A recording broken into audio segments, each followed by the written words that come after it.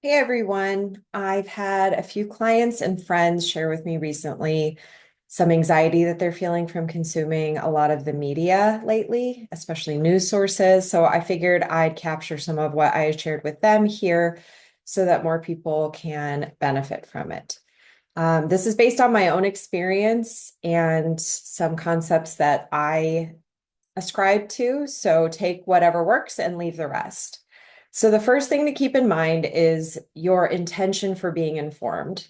So for me, I am only looking to be informed by the news so that I can take actions that are consistent with my own values. So if I'm not going to take an action today that needs to be informed by the news, I don't really listen to or watch the news. Um, that is different when I'm getting ready to vote or if there's something going on in the world that's like a major event like the LA fires, if I want to take an action and send some money or try to support in any way. So I like to be informed about those types of events so that I can take an action, again, consistent with my own personal values. So if I need to take an action, I'm going to make sure that I'm informed about that. So that's one measuring stick that you can use to determine if you need to be informed today or not. The second thing to keep in mind is that the traditional news media right now is extremely skewed towards fear mongering.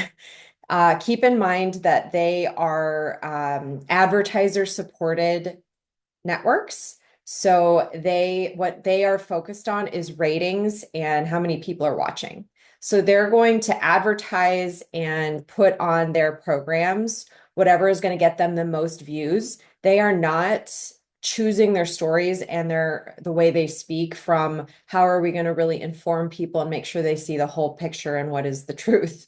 So unfortunately, the way our news systems have gone with advertising support is that they are the most concerned about how much money they can get from advertisers, which means how many viewers can they get.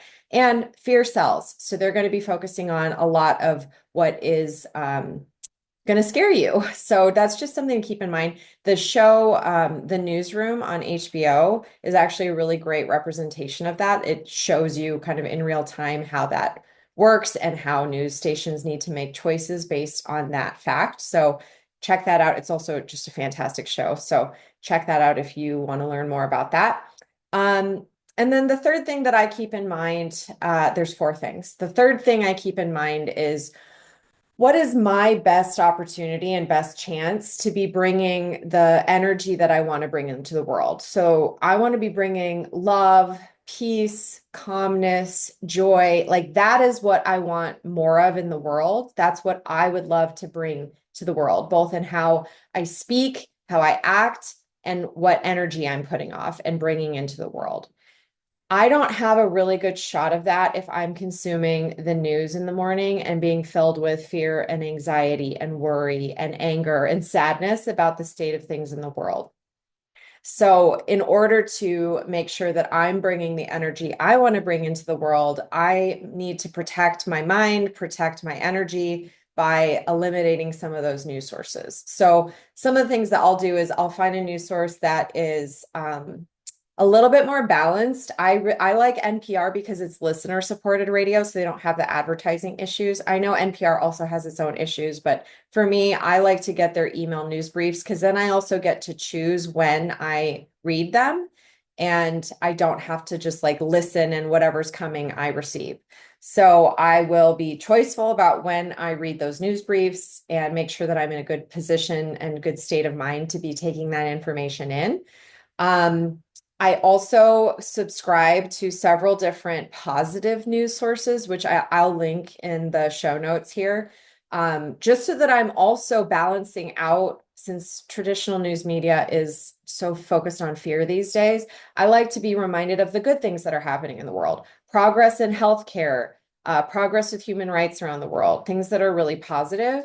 Even these, I just saw this news story on an Instagram account I follow about this kid in Tennessee made his own, I think it was the University of Tennessee t-shirt and got teased. So the university made it their official t-shirt of the year and sold 16,000 and gave that kid a 4-year scholarship. Like that is the kind of news that I am on board for. And I have to seek out those news sources. So again, I'll link some different news briefs and accounts that you can follow that will send you that kind of positive news, so that you're balancing things out. And then the final thing that I like to keep in mind is that the more positional I am about something, the more I'm creating opposition.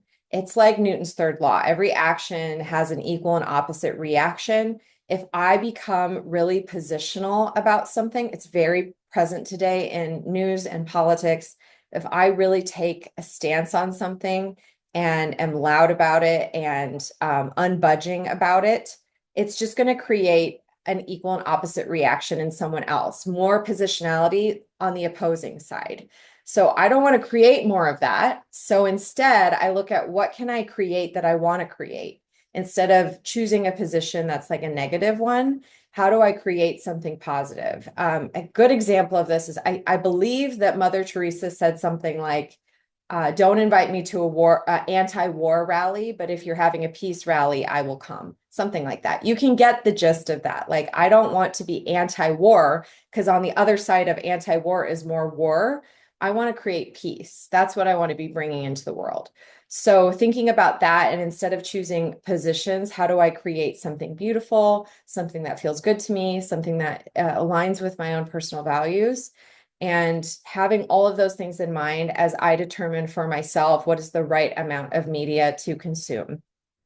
This is kind of a felt sense thing, so you have to play around with it. Like I notice if I'm on social media more or I'm reading more news, I notice my sleep gets impacted, my mind starts racing. So I start to feel kind of experientially, okay, that was probably too much. So I need to dial it back. And I also give myself a lot of space and grace if I need to do like a complete shutout for a while to protect myself and make sure that I can get back to a grounded and centered place.